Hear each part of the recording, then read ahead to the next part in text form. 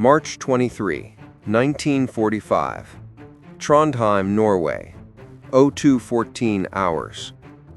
A hard sleet slashed sideways across the fjord as the black hull of U-864 groaned against the concrete walls of the Trondheim submarine pen, its diesel engines thudding unevenly in the cold darkness, while dock crews moved beneath hooded lamps in a silence that felt more like fear than discipline.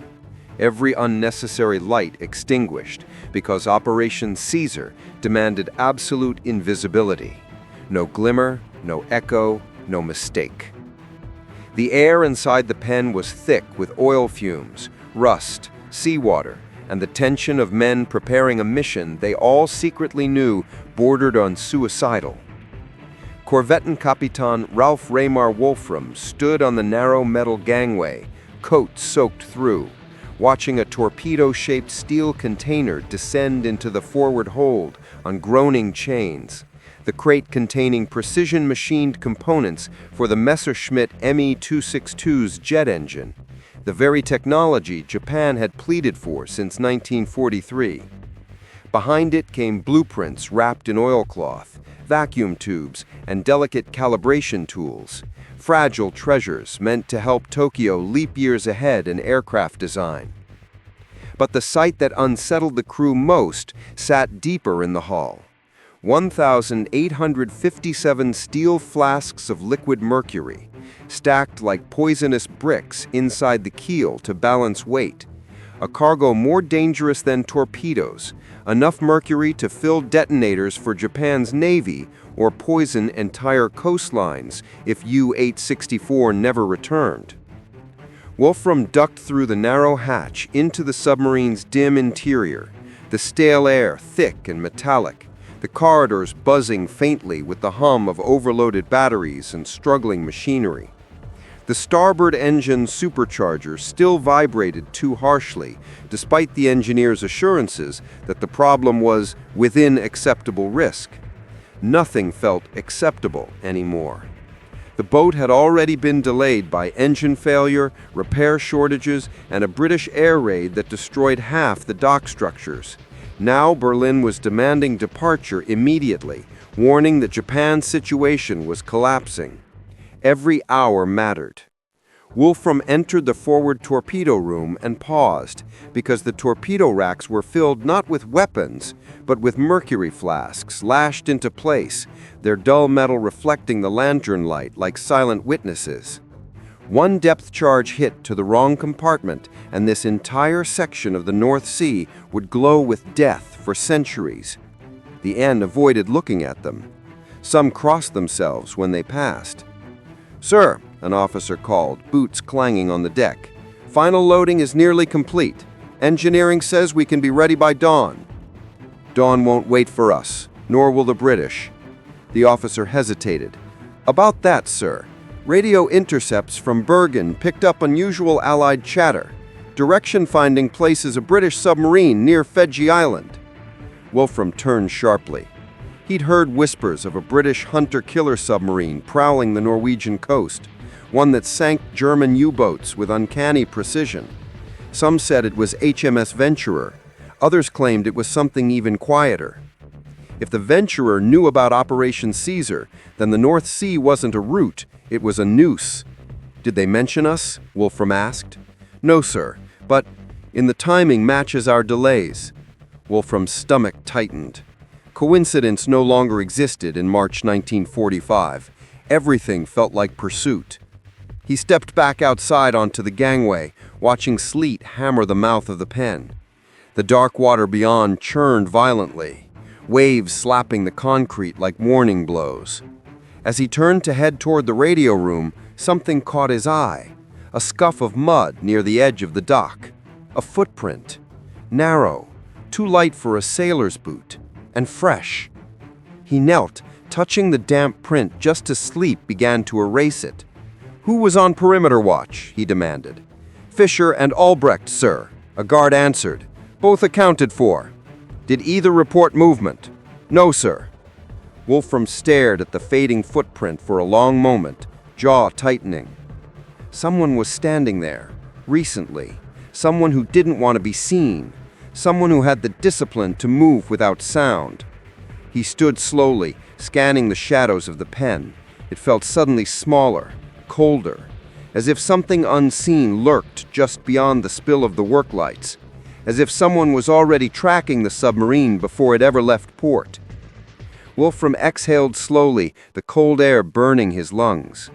Operation Caesar was meant to deliver technology that could change the war in the Pacific. But now it felt like something else entirely. A race against an enemy who was already watching, already waiting. He turned back toward the submarine, boots echoing in the empty pen. Someone knew. Someone out there in the darkness knew. And as U-864 prepared to slip into the black waters of the North Sea, Wolfram felt the truth settle over him like the weight of the mercury below deck. The hunter wasn't coming. It was already here. March 23, 1945. Norwegian coast. Approaching Fedje Island. 0502 hours. The sleet had thinned into an icy mist by the time U-864 crept out of the fjord and toward open water, running shallow on snorkel, with its diesels grumbling unevenly, every shudder of the damaged supercharger vibrating through the cramped pressure hull like the heartbeat of a sick animal. Inside, red battle lamps cast dim, wavering light across steel pipes and sweating bulkheads, turning the faces of the crew into ghostly masks of fatigue and dread. No one spoke above a whisper. No one dared break the taut silence that had settled over the submarine like an invisible weight. Even the normal grumbling about rations, the half-hearted jokes about crossing half the world and a rusty can, had evaporated. Every man felt it. Someone was out there in the dark water with them. Korvettenkaptein Rolf Reimar Wolfram stood in the conning tower, gripping the cold railing as spray lashed across the small opening. He peered through the periscope again and again, the fog-smeared lens revealing only jagged cliffs, swirling mist, and the faint glow of breaking dawn somewhere far behind the overcast sky. He swept left. Nothing. Right. Nothing. Back toward the stern. Nothing. But the emptiness felt unnatural, like a stage where the actors were already hidden behind the curtains, waiting for their cue. He dropped back down into the control room, boots clanging on the ladder, and found the air even heavier below. The crew worked with brittle precision, hands steady but eyes darting at every creak of the hull. At the radio console, Matas leaned over his headphones, fingers trembling slightly as he adjusted the tuning dial. Wolfram stepped beside him. "Report."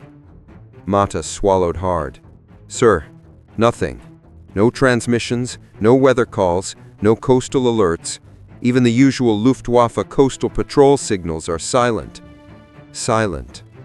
The one thing a U-boat commander fears more than radar or depth charges is silence. Silence meant the enemy wasn't searching. It meant the enemy had already found. Wolfram turned to the navigator. "Position." "Paravane set. We're holding 2 knots, hugging the continental shelf." The navigator hesitated. "Sir, if the British hunter is where Bergen intelligence said it, it won't be," Wolfram cut in. "Not where they said, not where they want us to think it is." But even he didn't believe his own reassurance. A low tremor shuddered through the hull. A hammering vibration followed, a metallic rattle that made several crewmen flinch. "Engine room," Wolfram barked into the voice tube. "Report." A moment later, the reply came through, strained and ragged. "Starboard supercharger temperature spike, sir. Bearings running hot. We can hold snorkel speed, but not much more." Wolfram closed his eyes for a brief second.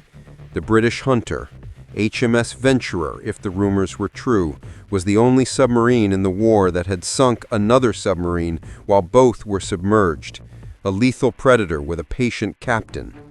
And U-864, limping with engine trouble and burdened with tons of mercury, was the slowest animal in the water.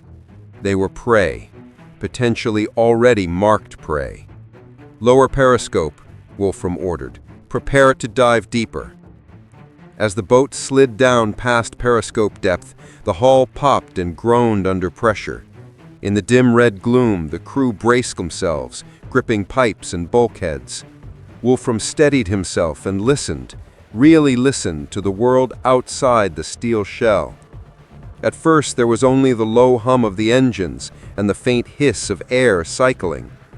Then, faintly, through the water, came a whispering sound, a soft, distant vibration, rhythmic, purposeful.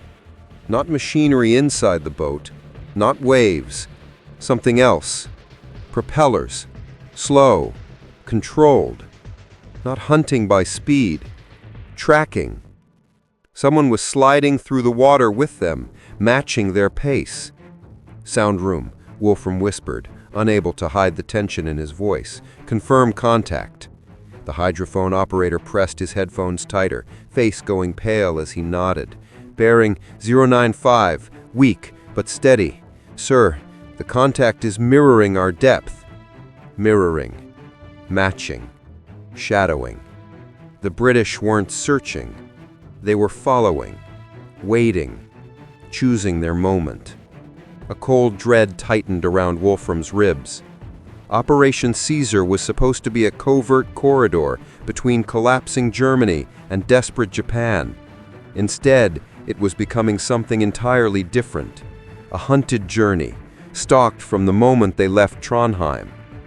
He leaned toward the chart table, the red lamplight trembling over the navigation map, over the line that marked their path toward Fedje Island, where they would turn into the open sea.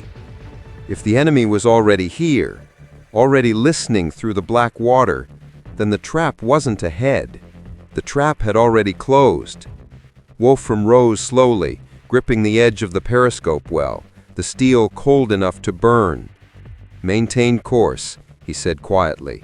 Silent running, no changes in speed. The crew exchanged nervous glances. Sir?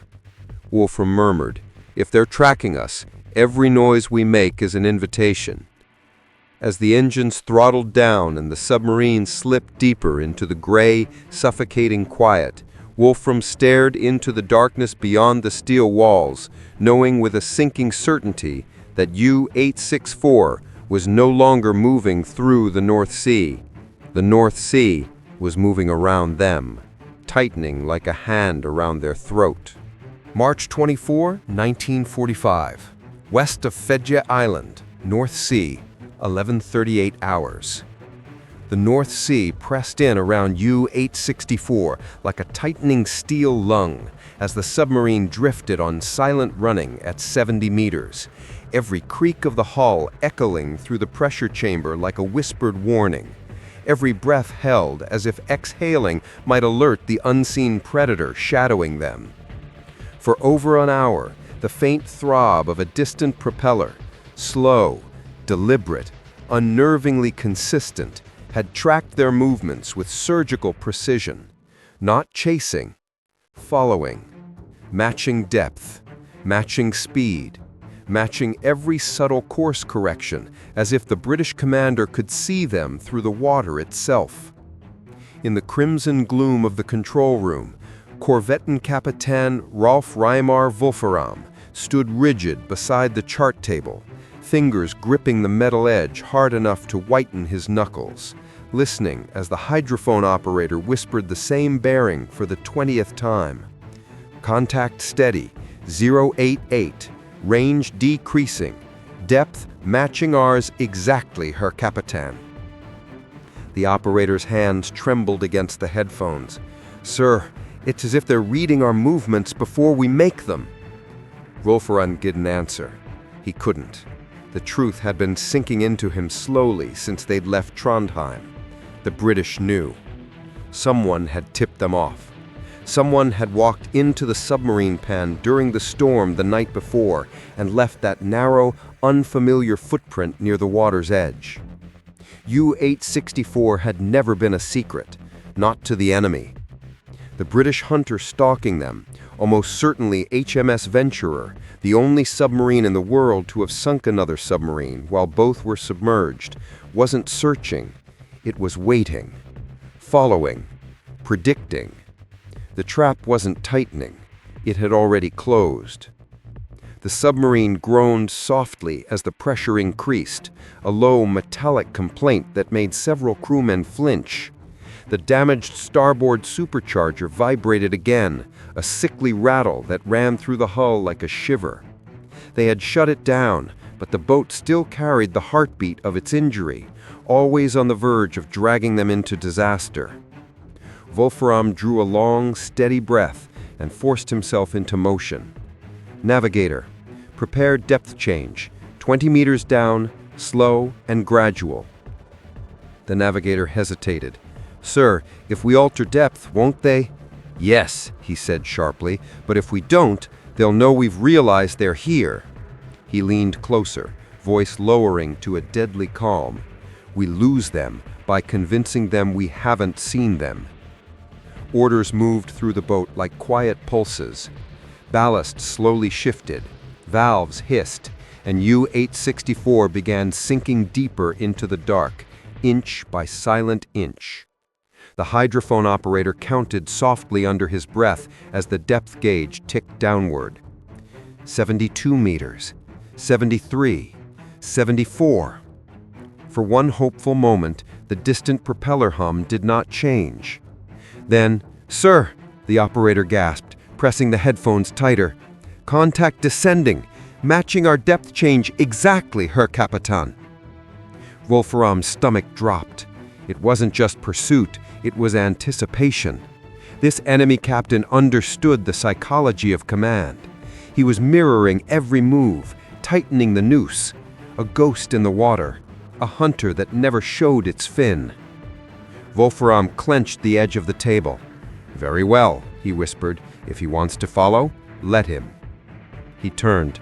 "Helm, hard to port, 15 degrees, silent." The submarine angled left, groaning quietly as it shifted through the cold black water. The sound room fell silent as everyone listened, waiting for any sign the British sub would break its shadowing pattern. 5 seconds passed. 10. 15. Then, "Contact adjusting course, 085. He's turning with us, sir." Not chasing, tracking. The room went cold. Wolfram stared into the dim red glow of the lamps, feeling a crushing realization settle beneath his ribs. They were not evading a hunter. They were trapped in a duel, and the enemy had the upper hand. A duel U-864 could not survive with a damaged engine and a cargo hold full of mercury flasks that could burst from one wrong shock. He had to choose: surface and attempt to outrun the British on the open sea, or dive deeper, risking catastrophic structural collapse to break the pattern. Neither choice offered survival. One of the officers stepped closer, voice cracking. "Sir, what do we do?" Wolfram looked around at the faces of his men, pale, exhausted, terrified but loyal. He knew what he should do as a commander: preserve the crew, surface, surrender. But he also knew what his orders demanded: deliver the technology to Japan at any cost, and surrendering would hand it directly into British hands. The enemy knew something important was on board U-864. They didn't know what, and if they ever got a look at the cargo, the Me-262 components, the blueprints, the mercury flasks, Germany's last attempt to shift the Pacific War would die here, in the cold gray water. He placed a hand on the chart, steadying himself. "Prepare for deep dive." Gasps echoed. "Sir, we dive to 90 meters, full silent running. We hold depth and we wait." "Sir, the hull." "We'll hold," though he wasn't sure. "If we survive the dive, he may overshoot. If we don't, then we were already dead the moment we left Trondheim." The men moved, knowing this was not strategy, this was desperation. As U-864 bent downward and slid into deeper pressure, the hull began to groan louder, metal flexing like a beast in pain. 90 meters, 91, 92. The lights flickered. A pipe rattled violently above them. Someone whispered a prayer. Then, the hydrophone operator jerked upright. Contact, breaking pattern. He's moving above us, changing speed. The control room froze. Wolfram's heart hammered. We fooled him. God, maybe we fooled him. For 3 long seconds, hope flickered. Then the hydrophone operator's voice returned, strangled, horrified. Sir, new sound, metallic, fast, approaching bearing 088. It's a torpedo. Launched from the British submarine. Calculated. Predicted. Deadly. And they hadn't even heard the launch. Hard to starboard, Wolfram roared. Emergency maneuver. Blow ballast. Now. The boat lurched violently as compressed air hammered into the ballast tanks. The hull trembled.